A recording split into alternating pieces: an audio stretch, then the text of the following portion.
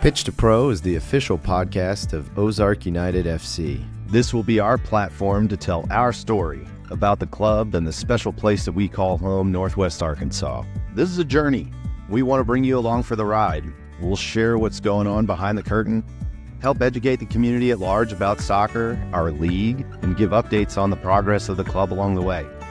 Together, we'll explore and unpack our journey to professional soccer, the magic that is NWA, our community, and talk all things soccer from on the pitch to behind the scenes, telling the story of our club. Pitch to Pro podcast is proudly sponsored by podcastvideos.com. Podcastvideos.com is Northwest Arkansas's premier podcast recording studio. Equipped with industry-leading equipment, the recording studio and services save you time, money, and hassle.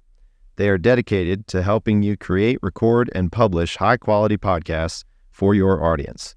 Be sure to check them out today at podcastvideos.com. Hello, everybody, and welcome back to the Pitch to Pro podcast. I'm your host, Wes Harris, Managing Director, Ozark United FC, Northwest Arkansas's professional soccer club playing in the United Soccer League. Welcome back, guys. We've got a great episode for you guys today. Today, just a really cool special edition episode on deck for everybody. We've got our very own Mr. Chris Martinovic, co-founder of Ozark United FC, here in studio with me today. Chris, thank you so much for joining me, man. Wes, couldn't be happier to be here, man. How you doing with your one arm? Surviving? We're 6 weeks in. I got another 2 weeks in the sling and another 4 weeks after that of no activity. And then we'll maybe think about PT or physical activity again in any restricted sense. So it's a long process. But as you and Warren talked about last time, the game often tells you when it's over. And that's not often, almost all the time for all athletes. So we all have our moments of when we remember when it ended. And some are more memorable, like your fall, but glad you're on the mend and getting better. Yeah, this is, it certainly told me. Wish it would have told me less. It screamed it. More subtly. Yeah. A gentle tap would have been nice. Yeah, a gentle tap would have been great on my way out the door, but no. Listen, I think, this episode is going to be very conversational, as they always are, but this is just going to be a little bit of a build on what our last episode was with Warren.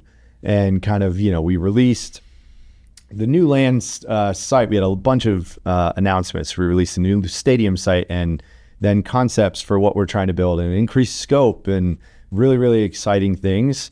And then we brought Warren in and kind of gave people a little bit of a peek under the tent. I want to do the same with you today and kind of hear from your perspective too. So, man, this has been nobody has worked on this longer than you. Like, this has been your passion project, your baby, for a long, long time. Yeah. And you've been driving this longer than any of us.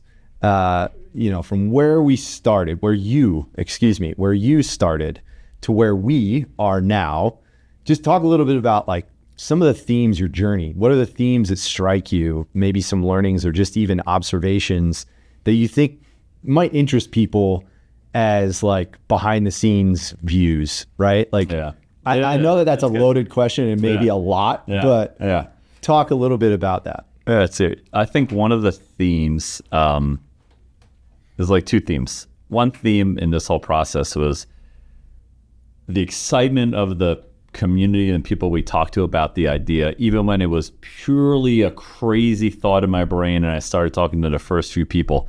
Mm-hmm. And I had no idea how excited people in the community would get about it. Obviously I thought it was a great idea because I loved it and it was a concept that I thought our community could really help take us to the next level, right? Yeah. We don't have that pro sports vibe and opportunity in our market. And so I did it, you did it, we all drove 3, 4, 5, 6 hours to go watch pro sports and get entertained. And so it was always something in the back of my brain, but I think I was almost surprised how much the common regular folk in our community was like, that's a great idea. I don't even like soccer, by the way, Chris. Like, I would hear that sometimes, right? Obviously, the soccer fan is through the roof. We knew that was going to be the case. When I started to realize that this was a idea we could really move forward with was when a neutral fan, a kind of just a sports fan, maybe not even a sports fan, was just saying, man, this is great. Saturday night, I'm looking for stuff to do. I'd love to go, And so that helped me kind of build the idea more and more. So I thank all the hundreds of people that I talked to about my crazy idea where I didn't know how to do it, I didn't know when to do it, I didn't know who to talk to, I didn't know a lot, right? I still don't know a lot, but from Warren's expertise, from your expertise, I'm learning all the time, right? And so we're always learning, right? But I think that was one of the key observations was, man, like the community and people who aren't core soccer fans love this. Yeah. So that was great. The second part was, it's harder than I thought it was. But that's my mindset. I'm kind of like, yeah, let's jump in. I'm super positive about ideas and initiatives, and it's how I treat a lot of things in my life. Doesn't mean that I'm always right in them, right? But I was like, yeah, we could do this, and we absolutely can. It's taken a long time, and that's okay. And what I've learned from Warren and other markets, the good thing about soccer community is like everybody talks to each other and we help each other. Mm-hmm. You know, we talk to other projects, and there's projects that happen in 3 years, and that's really fast. And there's a lot of projects that happen in 5-6 years, and you know that might be kind of in the end where we all are, right?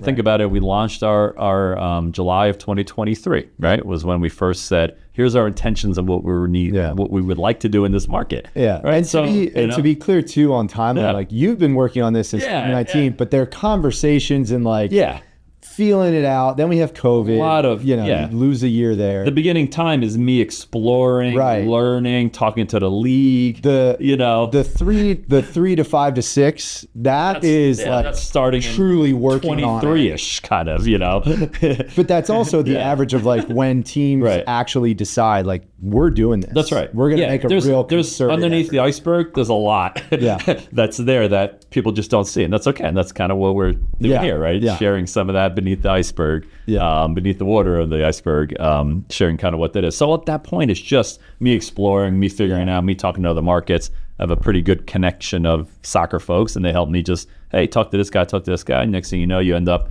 getting some feedback from 5 different teams and communities that started up and founded. And those are all helpful points and hints, right? Right. Until Warren becomes part of the project, right? And so we wouldn't be where we are without, somebody who's done this 4 or 5 times successfully every single time by starting from scratch in almost all those cases and building stadiums, building teams, building franchises, most of which are all existing and very successful, right? Mm-hmm. Led by Sacramento Republic, which arguably is the 1 or 2 most successful team in USL, right there with Lou City, right? Lou City is really special. They have a really special program there led by John Neese and that organization. But I mean, what Warren did at Sac Republic was a model for a lot of other franchises that have expanded, including this, right? It just, we've evolved from where that was. Sorry. I talk in my hands a lot. I need to be careful. That's okay. Whacking the technology. It's all good. I mean, so passion from the community, even from the casual soccer fan, and talk about, I know you said, one of my favorite terms is like, you, through those conversations, you found, we're going to call them closet soccer fans, where people are like, wait, you're a soccer fan too? Oh my gosh, we can talk soccer? Like, oh, this is awesome. And you would never have known. Crazy. We wouldn't have never known. And some of those people were people that I knew that I had a soccer background. I played in college, played in the USL, like a fan, I go to games. But it never even came up because they were removed from their soccer experience by 5, 10, 15, 20 years from the community that they came from, right? Or even just played as a youth, and then they trying to struggle of how to fit their soccer passion into the Northwest Arkansas community, right? And so we kind of coined them the closet soccer fan. There's a boatload of them. And some of them are quasi-closet soccer fans. Maybe they played in middle school or high school and were fans. And other ones were, wow, you played college soccer? What? Someone that played pro soccer? You know? And I think through our conversations, like, I'll give ourselves a little bit of credit here. Like, we've pushed the game up and up and up. Great example. I'm driving through my community about a couple months ago, and I come to a stop in the middle of the road, and I look over, and I see 4-on-4 soccer going on near a golf course in a non-lined field that they put up garbage cans and put up little bags to make goals.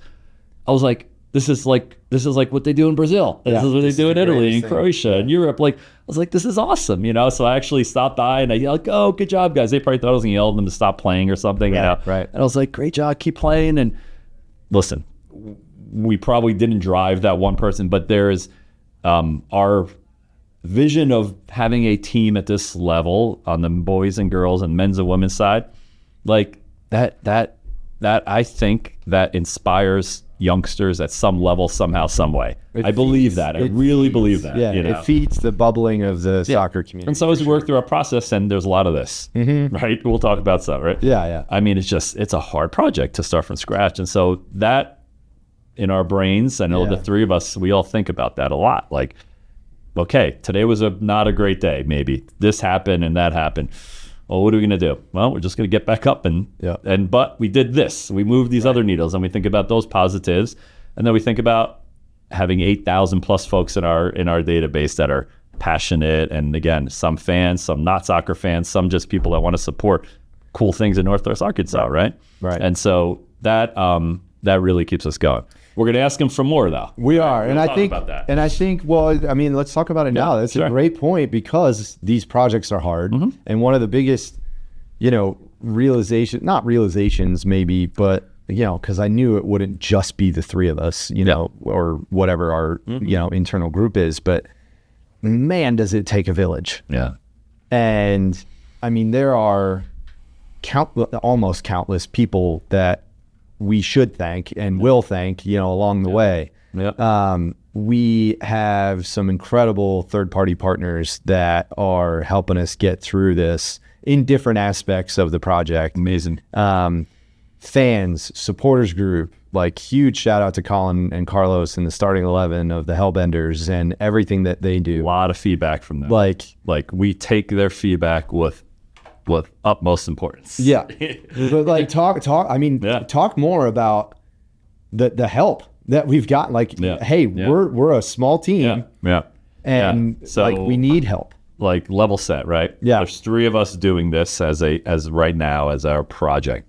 You're the only full-time employee that we have in the organization. Congratulations. Yeah. Employee number one. And you literally do everything from A to Z. There's no job description. Yeah. It's whatever this takes. This is a startup. You have dedicated literally your life to this, and your family has as well, which is commendable and amazing and awesome, right?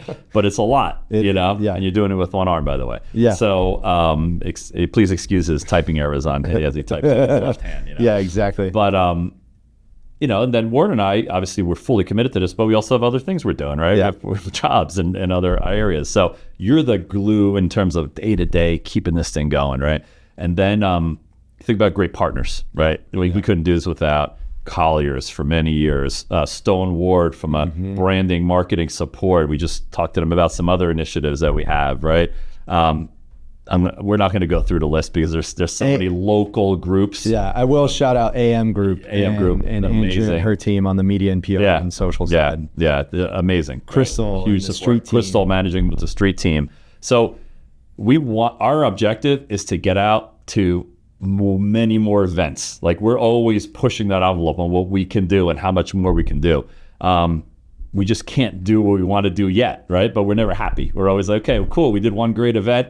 Let's do 3. All right, can't do it. All right, maybe we settle it on 2. Right? That's usually how we kind of think about it. But as we grow, right, think about it. This is an organization that eventually will be 40-ish employees, right? Like, a legit business that has people that work here that live it, and part of that is community support and engagement. And so when we are at that point, right, then you're going to see us and the brand even everywhere, right? Oh yeah. For now, our ask is, how can you guys help us? Be out there even more? I mean, this is a silly ask, but like, if you bought gear, you have gear, wear it. Wear it. It is so awesome. You don't understand how great marketing that is, right? Yeah. And how happy we are when we see it, by the way. Like, I'm in the airport sometimes and I'll see someone and I usually go up to them and just talk to them, and it's just awesome. And then guess what? That becomes like cool and normal. And like, everyone, oh, wow, they're Ozark. Okay, this is like a cool, look at our colors. Maybe I'll go buy one too. And it's not about the revenue for us. We're making a lot of money off of these. No. This is about just building our message and getting the brand and allowing fans to support and show their pride. I mean, I have a fun story. Brett from Stoneward, shout out Brett. He texted me the other day, and his buddy was in 30A in Florida and was walking just around in the shops, and he was wearing his green like Ozark United FC t-shirt. One, cool to just have that out in like Florida. One. Two, he passed somebody else, did not know them at all, with a green OZFC hat. And then they stopped each other and met and talked and like, oh my God, isn't this great? Like, and this is happening in Florida, not, Northwest Arkansas. And there's a bunch of other stories like this, that we kind of get texted and learn through others. And it's awesome to see. It's so cool. That's like our first ask, right? Yeah. Just be proud and support and do that. Second one is like, we're going to try to keep having these events. We need you guys to really, engage, and you do, and you show up. But like, we're going to even ask for it even more now, right? Things are going to start happening like council events and things like that, where proposals need to get approved. Like showing up in numbers, you don't have no idea how important that is for support from a political standpoint, from an investment standpoint, from a leadership standpoint. It goes a long way, right? It does. The more that we show community engagement, because we have the folks involved, we just got to provide you a better platform on our side and opportunities at a greater rate to be able to come and voice your opinions there. You voiced a lot to us when we ask you, which is great. It's so much great data and feedback, and that's how we've kind of tried to build our plans for the stadium based upon what we have heard from the community, right? And so we want to keep doing that. We want to push that envelope even further. So those are really the asks that we have, kind of our super passionate community, who's just been awesome. And listen, we don't have a team yet, right? So we're asking people to support something that's gonna happen in the future, right? Right. And so I get it. Like it's not like we can go and say, hey, here's our starting 11, and then it's real. But what we do have some great youth opportunities, right? Yeah. And they're playing. And by the way, we're gonna have some great local sponsors on our youth shirts and kits. That are from really big local community leaders that want to be a part of what we're doing, right? And that's just an opportunity for us to kind of start, put our stamp there, and then that leads to what does the premier teams look like, right? And those discussions are going great, by the way. Yeah. With those sponsors. I think it's a big shout too on, one we hadn't mentioned on It Takes a Village. It also takes corporate partners and villages there, like investors. Yes. Yep. Like, thank you to every single one of our seed capital. And we'll talk about that in a second, but we could not be where we are. I love the, they've never raised money comment. It's like, guys, we couldn't, we couldn't. For anybody that ever hears that, I would not be employed if that was the case. You would not continue to see us operate if that was the case, guys. So just, it's okay. And we'll get into that. But I think that that's so important for people to hear, is that, yes, we're the ones that are in the weeds day to day, and we're the ones that people see, but this is Northwest Arkansas's club. This is your club. This is not our club. And when we say we need you, we mean it, and it is your team, and it takes a village, and only through that collective effort will we be successful. And so that's the only way that we've gotten to where we are now, and it's the way that we're going to get to where we're going. So I think that that's a huge point to hit. So thank you. Moving into, we had a great discussion with Warren. He brought us under the tent after our, he is. And a lot has happened in the last 6 months, with the updated scope for the project. I'll just blanket it with that, right? There was a lot that happened, but just would love your thoughts about, now that we can talk about it, what gets you excited about the new kind of improved version scope of what we're trying to do? First, I wish that we could have talked about it even sooner. But when you're going through this process, you just can't. There's so many variables, and there's a lot of risk that you just have to keep your head down and driving towards what we're trying to get to, which was this awesome piece of multiple properties, right? I mean, it's anybody who's ever bought a house, then try to multiply that by 9, I guess. And you're talking more than houses in a lot of these properties, right? And there was still a couple more that we were even negotiating with, right? That we'll put off for the back burner. But it just was a process. I mean, late last year when we first said publicly, hey, we're gonna go and explore other options, right? We just want to be transparent, and that's why we said that. what we realize is so many people are so passionate about it. Like, well, what does that mean? What's going to be next? And so in our spirit to be transparency, we have caused some more confusion, but I think that's still the way we want to handle it. We want to be as transparent as we can, right? And we'll tell you about the ups and downs. And that was a period of where we had to kind of go down and retool and figure out, what does this look like? So we went on a search again, right? We went to multiple locations, multiple cities. We just like we did a few years back, right? But we knew we needed more space. We knew we needed better access. We knew we needed better, more convenience and more opportunity for development around it. Like, we knew all those things. If you look at any pro sports project that's happening now, Rhode Island, a great example, with Brett Johnson, who Warren and Brett have a great long relationship, like, that's what they're doing there. And this is what's happening in most markets when you just need that infrastructure to support stadium, right? It just goes together really well. And then when you're doing it together, you can help build infrastructure that supports the stadium versus just having development that doesn't support the stadium, right? And so that's the really cool part about it. We've doubled the size of the land, obviously, and gives us, I guess the most important part is that we probably would have had to move out of that property at some point pretty soon, right? As good as it was, like, we were like, we're going to make this work, right? But when we had an opportunity to get better location and better long-term growth, that's what we had to go for. And that just took some time. And it just is what it is. But now we're at a whole nother level, right? And so now this still led by soccer and led by stadium. 100% doesn't happen without it, right? But what the development does is helps broaden the investment opportunity, right? Folks, there's real estate development tied into pro sports anchored facilities, multi-use facilities, especially that are going to have 60, 80, 100 nights a year of events, right? That's really attractive. And that helps us execute our project and our goal of bringing professional soccer here. So they go together really well, and it helps us achieve the objectives that the community wants us to achieve, which is bringing pro sports here. Right? Exactly. So we're really excited about that. I think one thing that's really important is, you just elaborate, you mentioned our initial investors, right? I mean, we have local and non-local folks that have believed in this project from the beginning, still believe in it now. When you start a project like this, or any business, right? Any startup. You have a startup plan, right? And there's capital that's needed to start that up. That's usually called seed money, pre-money, first money, whatever you want to call it. Different industries have different titles.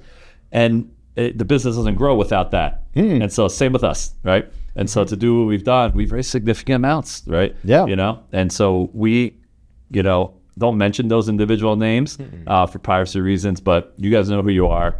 And we always tell you that, and we communicate with this group often and keep them updated. We just got off of a call on one, and they couldn't be more excited about what the future of this looks like in the new property and the new vision. Same stadium, just now with the support around it. And so really, really excited, but thank you guys for that, because we wouldn't be where we are. That allows us to put this project together to go talk to the larger money. And that's where the next year is spent for us. Right? Exactly. Well, we'll get to that. As someone who, because I want to keep building on this, as someone who has lived here for, you're getting close to 20 years in the market, aren't you? About that. Yeah, 2006. Close, right? Yeah. So that's end of 26 is going to be almost 20 years of market, and I'll be 50 in 26. Well, so there you go. This is like getting closer to close to half of your life, which is NWA. Mind blowing. But there's probably so many people that have the same concept, because we all came down 18 months, maybe 2 years. We didn't know much about Arkansas, and we love it. Right? And then, we love it. And it's home. Yeah. I'm in the same boat, just not as decorated yet. But as somebody who has been here, though, like when you came the day that the Promenade Mall opened up. Yeah, I remember that. So you've been here for a while to see this area grow. Crazy. How do you see this sports-anchored mixed-use entertainment district, or whatever we want to call it, fitting into the community and where the region is going? Like, I think that there's a couple of different things that this helps. Yes, you talked about enticing and diversifying the portfolio for investment. It also opens the pool to maybe investors that are really attracted by what a sports anchored real estate development might do versus just the sports on its own. And how those two interact together, all of a sudden that opens up more interest in different things on that front. But from a community standpoint and where we're going and all of that, talk about how that kind of fits into, and what we've heard from city officials, right? Like, that's not just us saying that. You think about the economic development, the tourism dollars that come with this, right? The just everyday opportunity for local folks to come and enjoy a place, a new place. Place making is a new terminology, term, right? Yeah. You know, we're not developers, we just pretend to be. Yeah. But these are the areas, and we work with great partners that are leading us and driving us from what does the right development mix look like, based on community needs, based on all those things. And so we are really, really supportive of and thankful for those groups. But and being very intentional in the way that we're approaching it. Yeah, very, very intentional and thoughtful in terms of what's the right mix. And we have a lot of feedback and input in that, and a lot of it driven by data and like what's needed in the community, right? Yep. But you have a community that's growing so fast. You have a community that has so many transplants still. You have a community that is still underserved from entertainment, and you still put all those things together, and then there's still a lot of land, like, and housing. we hear a little bit, right? We live here, and you hear a little bit from some folks that traffic's getting worse, and it's all relative. It's all relative. It's all relative. Try going to New Jersey or wherever, like, it's all relative. Now, we love it here because we don't have to deal with all that stuff, and the community leaders are doing as good of a job as they can with infrastructure and support and building out, and like Charles, it's hard to keep up when you have a growing like community. It just really is. Like, it doesn't, and so sometimes the New York Times wrote that article, right? It said, we're the next Austin, and some people said, I don't want to be the next Austin, right?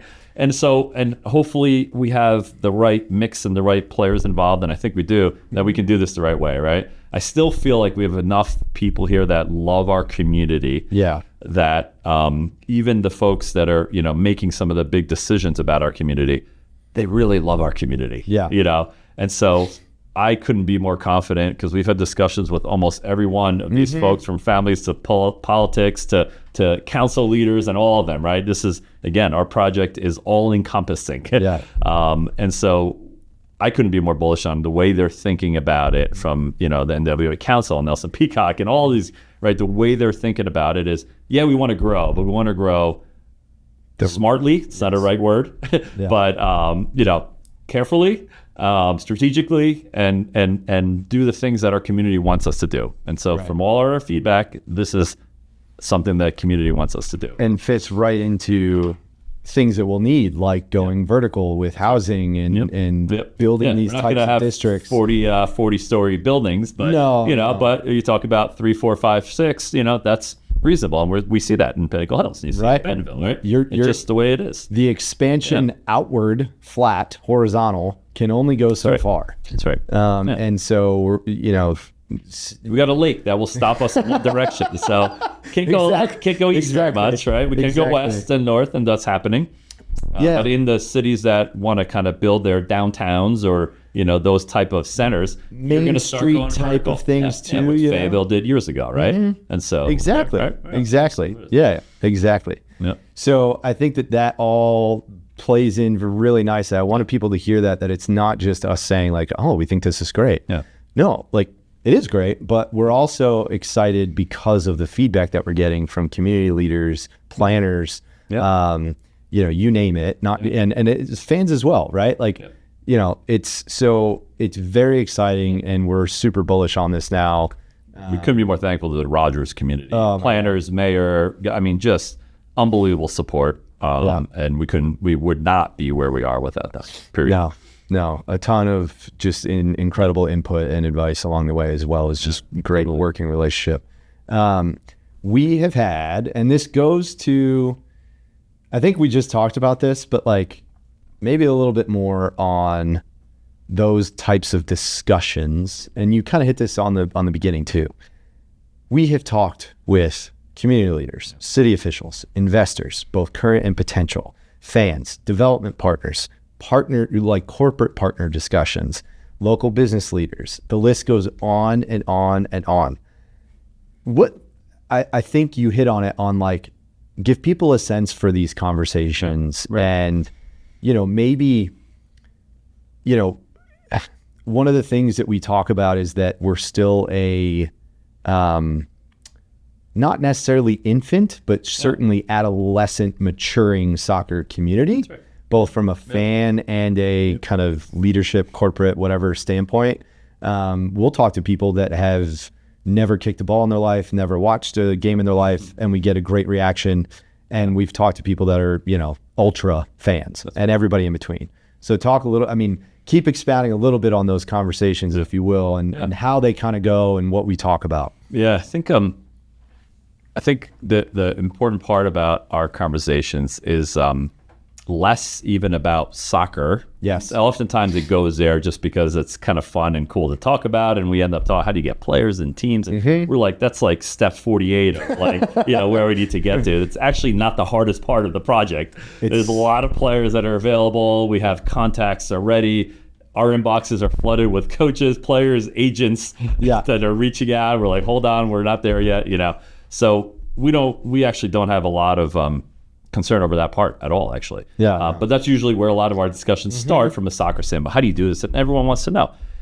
But what we realize because of those questions is that pro sports is a newer kind of concept to the region, to the state, right? Think about it, right? We have minor league baseball, which is very different because it's directly affiliated to the mothership, right? Funded wise, that stadium was built even player strategy anyway, right? It's a different strategy than we have, and players could disappear on a Friday because they got called up, and then your favorite player is gone, and so it serves its purpose of what it's supposed to be like to minor league baseball. It's just different. It's not good or bad, right? It's just different.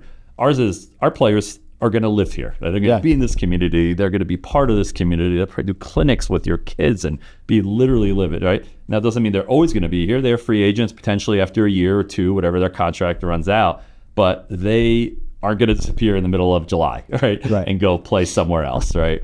They're really going to be great in the community. And then we think what happens is as people discover, just like we all did in Northwest Arkansas, they're going to go, you know what? It's not a bad place to live. My dollar might go a little further and playing in the metropolitan market. I might not have all of the things of a metro market, but every month, as we know, there's more and more and more, right? And it's like, it's a nice community. It's growing. People are super friendly and engaging, and the fans are now behind. Like, we think there's a lot of reasons that once players get here, they're going to want to stay and be part of it. So we talk about that with a lot of people just to educate them.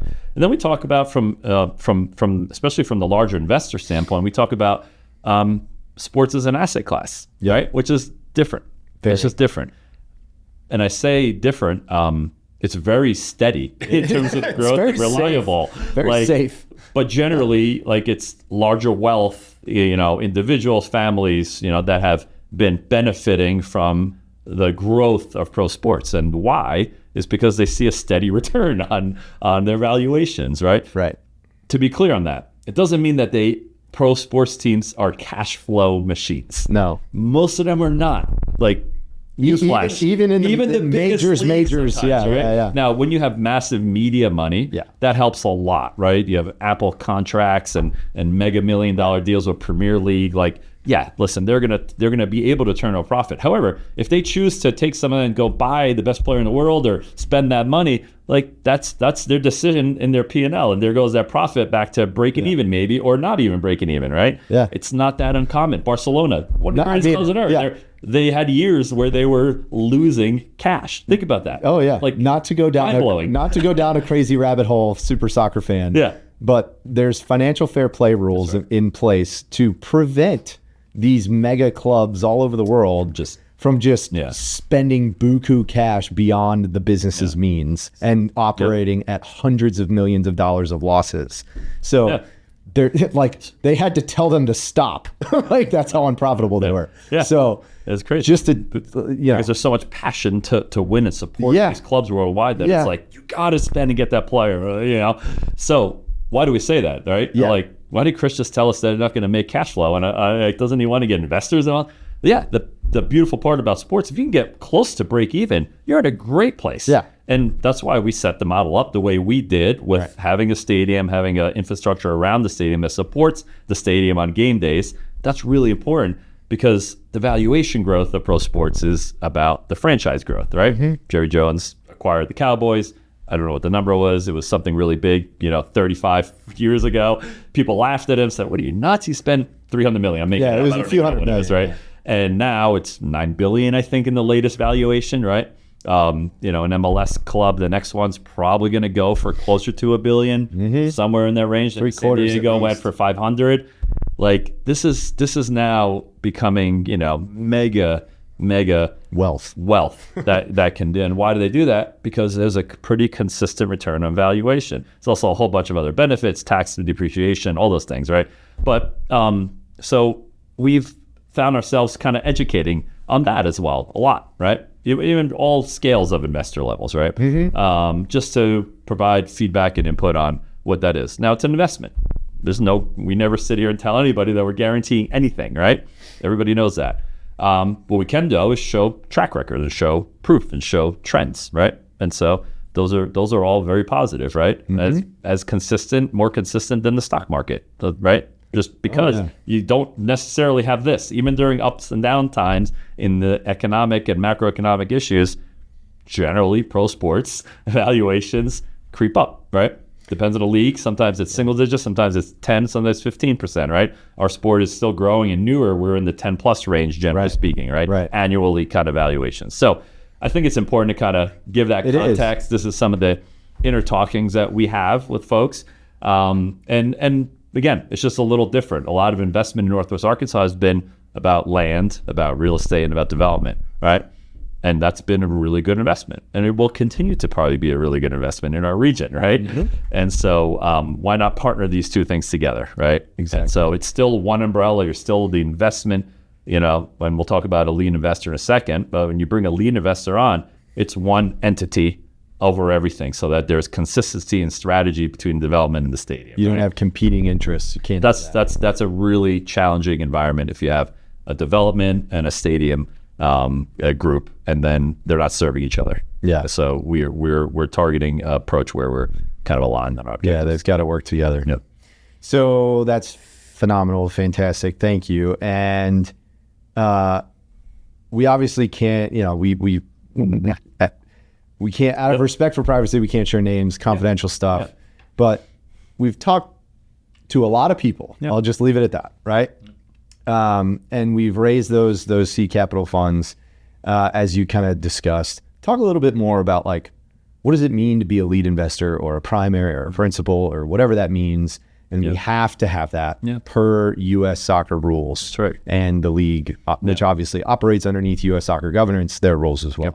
So the U.S. soccer mandates that you have a lead primary investor, they call it, right? So it's X percent of the investment into a franchise, right? And it's less than half. Yep. Less than half. Yeah, exactly. Won't share percentages. But why that's really important is that years ago, right, we have launched, before soccer was ready to really grow in the States, leagues like the NASL, when Pele came and the stars of the world came, had no infrastructure, no foundation. They had owners that could maybe afford to just get a team and support it for a year, right? Because remember, you're trying to build this thing to cash flow and get to break even, and that takes several years to do. So if that investor came in, let's say in 1975, in a team and put $1 million, but then they needed another $1 million, did that investor have that ability to do that? And that's where things fold, right? And so the NSL had this massive spike, and then poof, it was gone. There's a great doc on it. I can't remember what it's called, but if you're interested, it's pretty cool. Cosmos leading that way, right? Yeah. And so as they built the MLS, the smart thing they did was, it was really, one, they had some really committed groups of investors at the beginning. They talk about people that got almost laughed at the beginning because they couldn't turn a profit for years. I think it was probably, again, we don't know, inner working. So we're talking speculation. About what we hear and what we know just from being in industry is, the Beckham effect in the mid 2000s, right? And the 2002 World Cup was also a big one. Bruce Arena just talked about that, actually, how that World Cup really buoyed MLS growth, and then Beckham, and now you see Messi, kind of, right? And so, and when we say MLS growth, that's just U.S. soccer growth as well, right? That was what the model was back then, and obviously USL has taken a whole new a whole new growth and level NWSL on the and women's WSL, side, right? USL So Super those things League, don't like- exist 15, 20 years ago, Right. because for those first 10, 15 years, you had ownership groups that just believed so hardly, passionately what they were doing that they were literally bleeding cash. Yeah. They were in the red. They couldn't get to green. But now those valuations of those franchises that they bought at, making it up $20 million, whatever those initial MLS franchises were. I mean, they were nothing by standards nowadays.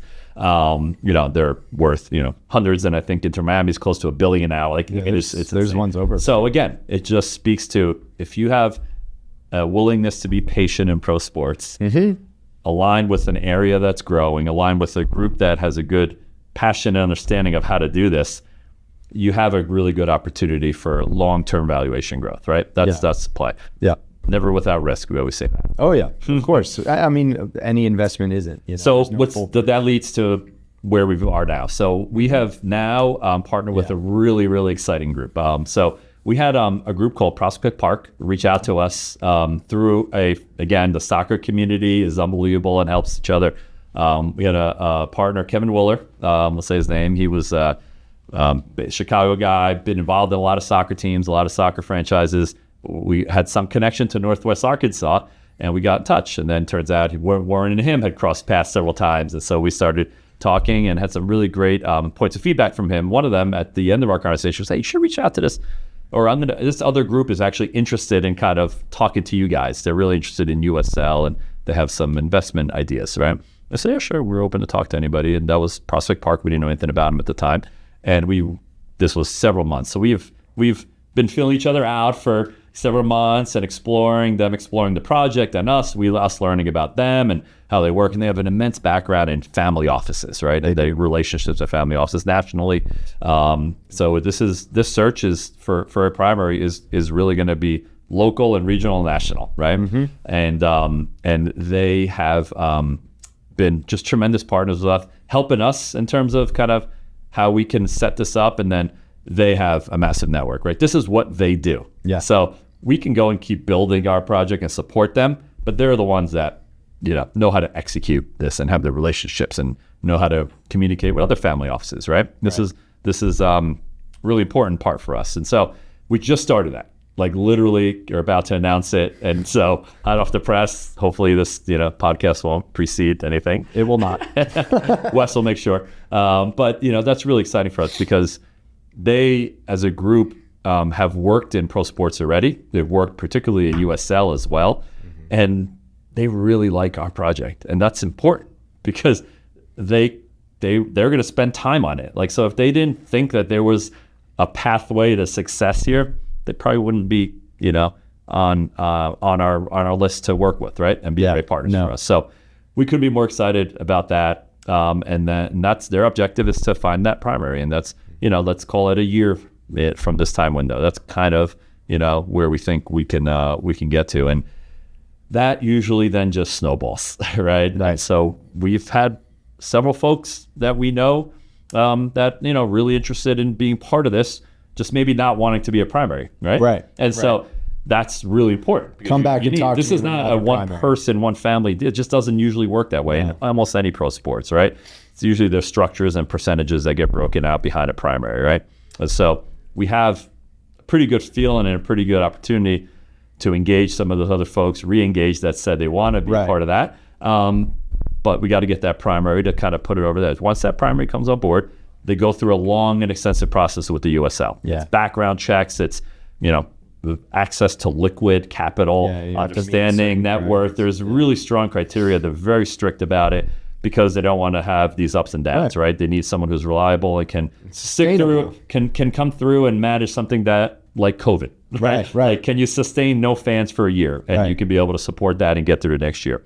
And that's something that's important, right? Right. And so anyway, we're really excited about that next phase. It allows us to really focus on building what we need to do and just supporting them in their search. And then we'll engage once they kind of say, hey, here's the groups that are really interested, and then we're going to get back to them. So that's how that process will work. Yeah, really, really excited about this partnership and these guys and this team. They've been absolutely fantastic. And I think, again, I get reassurances all the time, but seeing that, like, this group is what they do. They put deals together in this space all day long for their, clients and relations.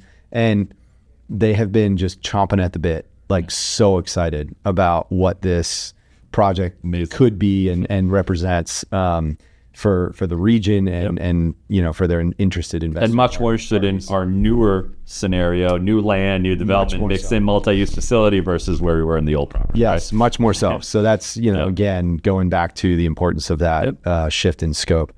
But last question, because I know we do have to jump here, but what keeps you so optimistic about us going forward? One, you and Warren. Well, thank you. Yeah. I mean, you go through any project like this, anybody who's built anything, small or big, right? And ours is big and public, right? So there's visible ups and downs that people are aware of. Sometimes when you're just, launching a product or doing an entrepreneur, people don't really see underneath here it's, we're pretty open about it, right? Yeah. And so having you guys just kind of be consistently like, this is what the community said, this is what the community wanted. Like whenever we hit those moments, we go back to some of those lines and the feedback and the listening sessions and, seeing the kids play, and all those are just like, man, this is what we can do. And then you think about what we can become, right? So Oklahoma City just announced they're going to host a base camp for a World Cup. Yes. Like how cool is that, right? So they're not big enough they don't have the infrastructure yet to like host the World Cup. That's like Dallas and, New York, and Kansas City is probably one of the smaller markets that's hosting the World Cup, right? But by the way, those are two great markets for our local fans to be ready. Tickets will probably come on sale end of this year. Go to FIFA, sign up, get your name in there so that you get notifications. It's a raffle. So submit for as many tickets as you can. That's my advice, having done it before. So none that I want to create competition for myself, because I'll be submitting too. Yeah. I want as many Northwest Arkansas fans to get that. And so it's just really cool that vision of what we can become is so cool. Like, so, okay, we can't do it for 26 because obviously we're not going to be ready yet, but 2031, we have the Women's World Cup. So again, we're probably not at that stage as a community population size, infrastructure size to host, a World Cup games yet, right? Those are mega stadiums still, but could we be a base camp? Like no brainer, right? Then you have a facility, right? Side project to this is we need places to practice, right? And maybe that's more of a complex. And so there's things that we want to do above and beyond what we're doing that the community wants us to be a part of, right? It wants us to lead. And so there's that could be, those are the cool things when you just think about, and then you think about, the first game. And what is that going to feel like? And then you get, men's and women's going, and the opportunity then that gives to youngsters to see, both of the boys and girls side looking up to a team wearing the same colors, same crest as their, like that gives me kind of goosebumps and chills and motivation to keep going forward. And then lastly, it's just the continued support that we're still here. I think there's 35 different reasons that at some point over the last several years, we probably could have said, you know what, this might be too hard, right? Like it's this, but we always keep finding another reason to keep this project up there because we have so many people that are so excited about it, right? And so again, just to reiterate, we're going to try to get out as much as we can. We want you guys to help us and support us. Show up, wear our stuff, be vocal. Like this is what it takes. Like political leaders and town leaders need to see that more and more and more. The more you see that, more support, and more things happen easier, right? We already have great support. We want to keep pushing that. Absolutely. Chris, a heck of a time chatting with you, man. Thank you. That's going to do it for this episode of Pitch to Pro. We hope you enjoyed it. Be sure to catch all of our episodes on pitchtopro.com or look for Pitch to Pro on YouTube, Spotify, Apple, or wherever you get your podcasts for more content. Until next time, cheers, Northwest Arkansas.